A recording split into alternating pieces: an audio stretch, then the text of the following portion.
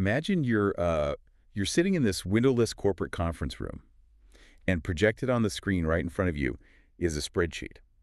And this spreadsheet is ranking you and all your coworkers from best to worst. Ah, that sounds like a nightmare. Right. But the rules are absolute. If you fall into the bottom 15%, you don't just, like, miss out on a bonus or something. You lose your job that day. Wow. Brutal. Yeah, and the crazy thing is, this isn't some dystopian sci-fi novel. This was the actual performance review system at Enron, a system that basically turned a massive energy company into, well, a psychological blood sport. Which is just wild when you really think about the mechanics of it. It is, and the most terrifying part, the people who were running that system, they actually thought they were optimizing human potential. They were, like, completely unaware that they were actively destroying the exact psychological machinery that makes human cooperation even possible. Yeah, they had no idea what game they were actually playing. Exactly. So, welcome to another Deep Dive. Today, we are breaking down the invisible architecture of human interaction for you. We're looking at Will Storr's phenomenal research in his book, The Status Game. And our mission today is to basically give you the decoder ring for human behavior. Yeah, the real cheat codes. Right. So whether you're trying to figure out why your office feels so toxic or why social media makes you want to just throw your phone straight into the ocean. I feel that on a daily basis. Oh, totally. Or even just how to protect your own mental health in a world that, never ever stops keeping score. Yeah, and to really decode these environments, we kind of have to start by dismantling a really persistent myth. Because, we tend to treat the pursuit of status as this big character flaw, right? Like, it's a sign of a massive ego or just being superficial. Right, like, oh, they're just obsessed with status. It's an insult. Exactly. But Storr's research forces us to look at this through the lens of evolutionary psychology. Human life is a game that we are quite literally forced to play by our biology. Evolution hardwired us with this hypersensitive status detection system. So it's not a choice. Not at all. For our hunter-gatherer ancestors, being accepted into a group and, earning a high rank, it wasn't about feeling important. It was just a brutal matter of survival.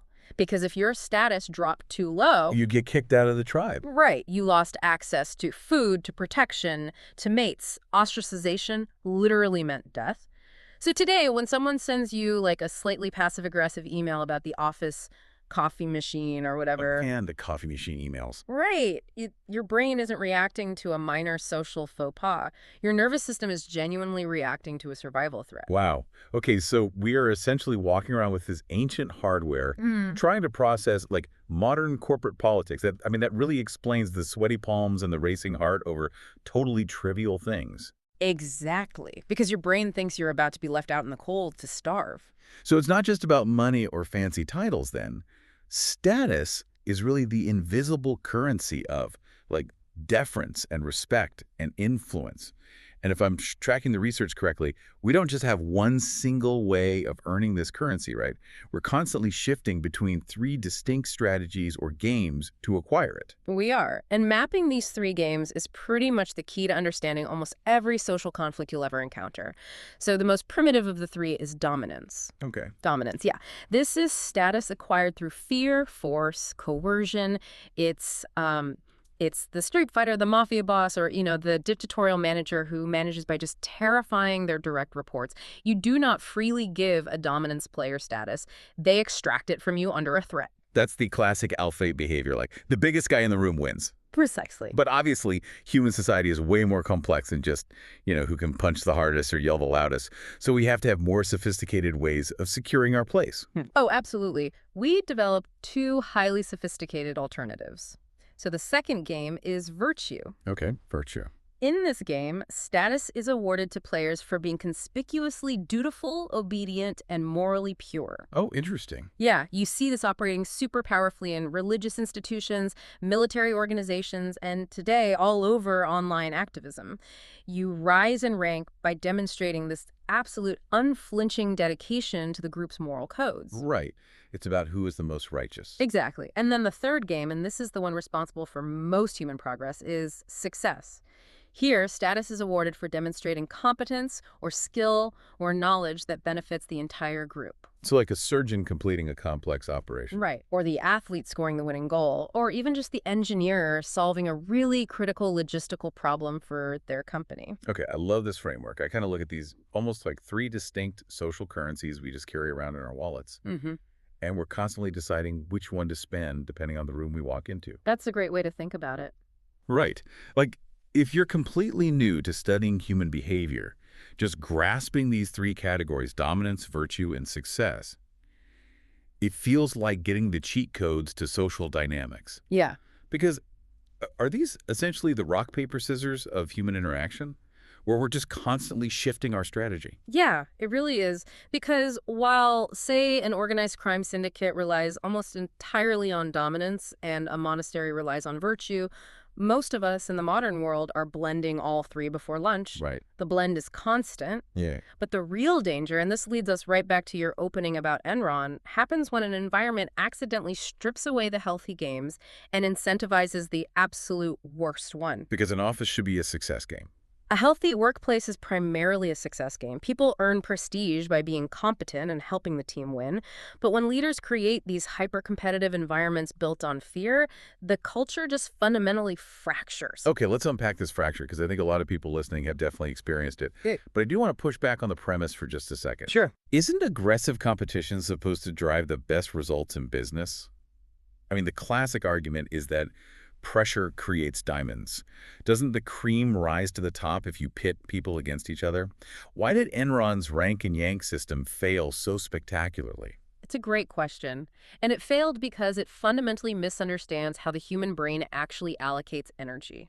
Storr points to this fascinating research, including these classic tug-of-war studies, to explain the mechanics of it. Wait, actual tug of war, like with a rope? Literally pulling a rope, Sure. yeah.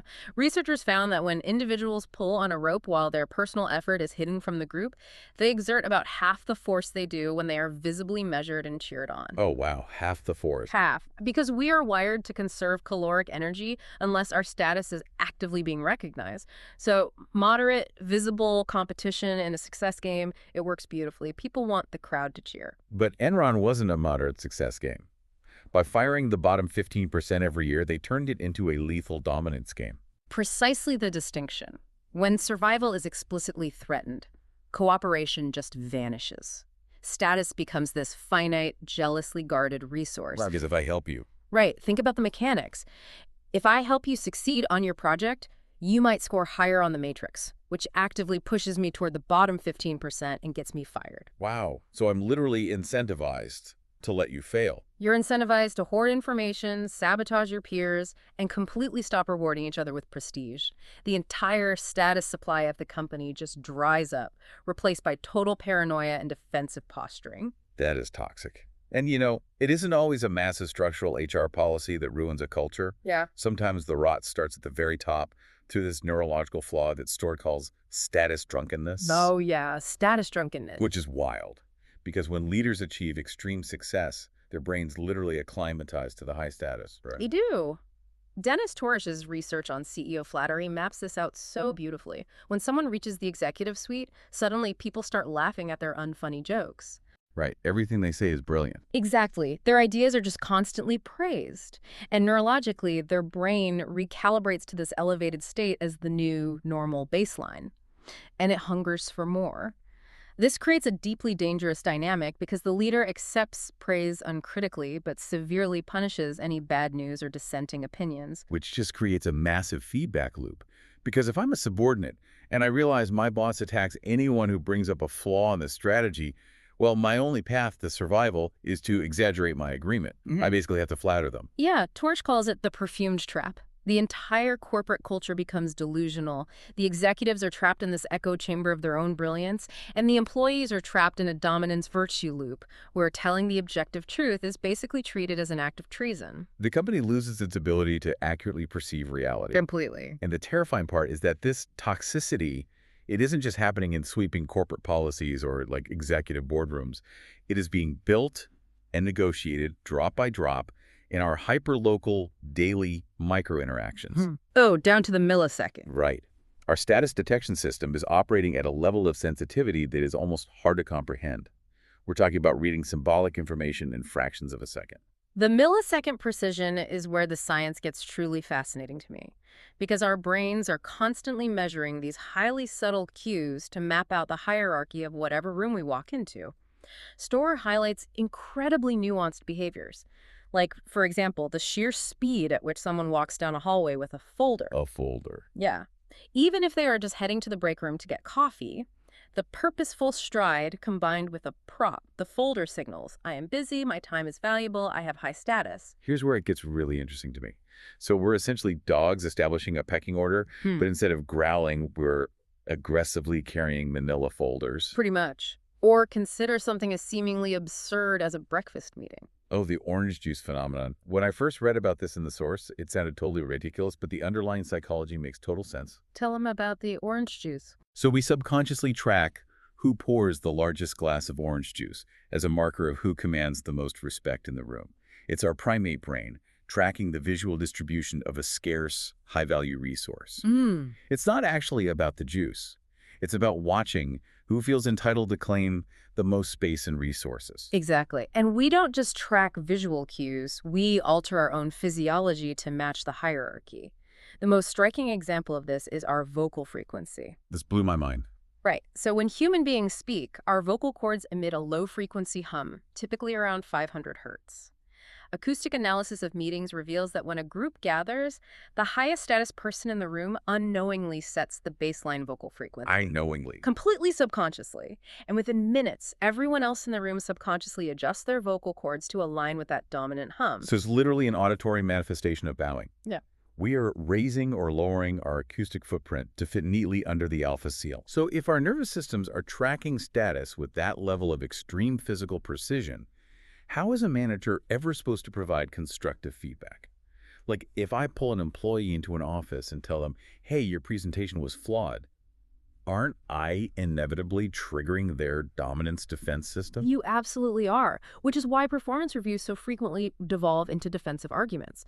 The subordinate feels their hard-earned status is being forcibly stripped away, and their fight-or-flight system just engages. But Storr outlines a really brilliant linguistic tool to bypass this defense mechanism. It's a technique called evoking freedom. Tell us how that linguistic shift works. It centers on removing the feeling of coercion. So when you need an employee to comply with feedback or change a behavior, you explicitly remind them of their autonomy. You use phrasing like, I think we need to adjust this strategy, but, you are free to accept or refuse this option. It's your call. Yeah, psychological studies show this technique increases compliance dramatically. It leaps from 16% to 40%. Wow, 40%. That makes profound psychological sense, though, because by explicitly stating they are free to choose, you disable the amygdala's threat response. Exactly. You are no longer playing a dominance game. Yeah. You are offering them the opportunity to make a virtuous choice to cooperate. They get to fix the problem while retaining their own status and their agency. It changes the framing from, I am subduing you, to, I am inviting you to collaborate. It is a phenomenal de-escalation tool. And we need those tools because these friction points are inevitable. I mean, even if you are a great manager, someone is eventually going to challenge you or slight you. To handle that, Storr provides a framework of 7 rules for playing the status game safely. Okay, let's apply a few of those rules directly to, like, a typical office conflict. Because the foundational rule, Rule 1, is to practice warmth, sincerity, and competence. The big 3. Right. This is the baseline for establishing a healthy success game. Warmth proves to your colleagues that you aren't going to use dominance against them. Sincerity proves you'll play by the rules and won't cheat. And competence proves you actually have value to contribute. But inevitably, someone breaks the peace. A coworker interrupts you in a meeting, or maybe they subtly try to steal credit for your idea. Our evolutionary reflex in that moment is to deploy a minor act of dominance in return. Storr categorizes these as twitches of animalism. Twitches of animalism? Like what? Like a heavy performative sigh, a sustained glower, an eye roll. The passive-aggressive sigh is literally the soundtrack of modern corporate life. It really is. But Rule 2 specifically dictates that we must intentionally do the opposite. When challenged, instead of twitching with animalism, you must offer a prestigious response. A prestigious response. Yeah. You intentionally offer the other person a small token of respect for their effort. Even if you fundamentally disagree with their point, you acknowledge their value to the game. Now wait, I have to push back here, because this is where theory meets reality. Okay, go for it. If a coworker is actively being a jerk or deliberately trying to undermine me in front of the whole team, responding with prestige feels wrong. Mm, Am I supposed to just roll over and feed their ego with prestige? Because that feels like rewarding bad behavior. I completely understand why it feels that way. But offering prestige in that moment isn't submission. It is the highly strategic, tactical maneuver. Okay, how so? Think about the mechanics of what is actually happening. When a coworker attacks, they are experiencing status anxiety and have defaulted to a dominance game. If you fight back with dominance, if you snap at them or roll your eyes, you validate their anxiety and escalate the war. You're matching their energy. Right. But by offering a calm, prestigious response, you short-circuit their dominance reflex. You instantly soothe their panicked status detection system, which diffuses the aggression and allows you to steer the interaction back to a productive success game. You aren't losing, you are intelligently changing the rules of the encounter back to your advantage. Oh, wow. You're effectively using respect as a tranquilizer dart so you can get back to the actual work. Exactly. That's brilliant. So we can use these rules to manage our behavior in physical spaces like the office, but our brains are heavily outmatched right now. We are up against environments engineered by tech companies to exploit these ancient status drives at, like, an industrial scale. We have to talk about the social media amplifier. We do, because if the office is a natural habitat for status games, social media is an industrialized factory designed to extract it. To explain how this works, sociologists rely on behavioral frameworks like B.B. Fogg's model. Okay, tell us about Fogg's model. Fogg posits that a behavior only occurs when three elements converge simultaneously: motivation, trigger, and ability. Okay, so let's apply that to the act of, endlessly scrolling through a feed or getting into a massive argument in a comment section. Right. The motivation is our ancient, deep-seated drive for status. We desperately want to be seen, validated, and influential. The trigger is the push notification, the red badge showing someone else getting likes, or an inflammatory post designed to make us angry. And the ability. The ability is frictionless. It requires 0 physical calories to click, retweet, or type a vitriolic comment. So what does this all mean? We've essentially handed our ancient tribal brains a nuclear-powered slot machine where the payout is our own self-worth. That's exactly what it is, a slot machine of status. And what's really concerning is the specific type of game these platforms elevate. Mm-hmm. Because you certainly see success games online, right? The entrepreneur sharing their journey or the artist posting their portfolio, but the algorithmic architecture overwhelmingly rewards and amplifies virtue dominance games. Virtue dominance is a deeply combustible combination. It is the psychological engine behind outrage mobs and online cancel culture. Players in these specific environments do not earn status by achieving something difficult or building something new. They earn status by aggressively and publicly enforcing the group's moral code against an enemy. And I think it's crucial to understand here, and I should just clarify really quickly, we are not taking political sides on this. This is just strict reporting Storr's sociological observations. But this mechanism operates identically regardless of ideology. Absolutely. You see the exact same psychological purity spirals functioning, whether you are observing far-left activist groups policing language or far-right forums demanding absolute ideological loyalty. The political flags change, but the underlying status machinery is exactly the same. That is a vital observation. The structure of the purity spiral demands escalation. To prove how morally pure you are and to earn higher rank within your specific digital tribe, you must condemn smaller and smaller deviations from the group's orthodoxy. So it just gets more and more extreme. Right. Players continually try to outdo one another in public displays of zealotry. It creates an incredibly hostile, rigid environment that demands total conformity. God, it's exhausting. The fastest, cheapest way to pull the lever and get a hit of status is to publicly execute a stranger for a minor infraction. So between the hyperlocal micropolitics of the office and the relentless global purity spirals online, how do we keep from buckling under the pressure? How do we protect our mental health? This is where Storr's framework moves from sociological observation to vital mental health strategy. Because losing status isn't just a bummer. A catastrophic loss of status causes deep psychological trauma. So Rule 3 is your primary defense mechanism. Play a hierarchy of games. Okay, what does that actually look like in daily life? Psychologists refer to this concept as self-complexity. It means you must never allow your entire identity to be consumed by a single game. Don't put all your eggs in one basket. Exactly. If your entire sense of self-worth is tethered to your corporate title and your company downsizes, your status self is completely annihilated. You have nothing left.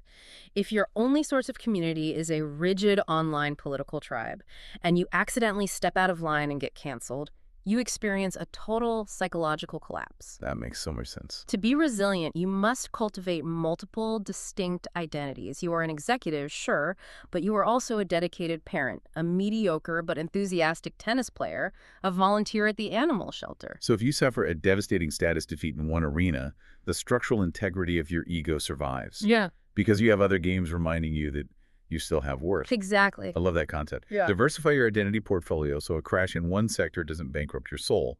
What is the next defensive strategy? Rule 4, reduce your moral sphere. We just discussed how social media incentivizes cheap status through outrage. We have to actively refuse to play that specific game. Stop policing the world. Stop spending your psychological calories judging the perceived moral feelings of distant strangers online, people whose complex lives you cannot possibly understand. Shrink your focus. Win your status by being genuinely useful, warm, and competent to the physical human beings in your immediate community. Lower the temperature. Stop trying to referee the entire planet. Yeah. And there is one final rule from Storr's research that acts as the ultimate pressure release valve, right? Yes. Rule 7, remember you're dreaming. Remember you're dreaming. When you step back and look at it objectively, status is not a law of physics. It isn't tangible. You cannot lock it in a vault or hold it in your hands. It is, at its absolute core, a shared hallucination. It is an incredibly convincing trick our evolutionary biology plays on us to keep us striving and cooperating and surviving. But wait, if it's all just an evolutionary hallucination, an illusion, Mhm. why bother? Why should you or I even try to get a promotion or improve our skills or build a company? Doesn't seeing through the matrix just lead to complete apathy? It's the logical question to ask, but the data is clear. We cannot stop playing. It is woven into our DNA.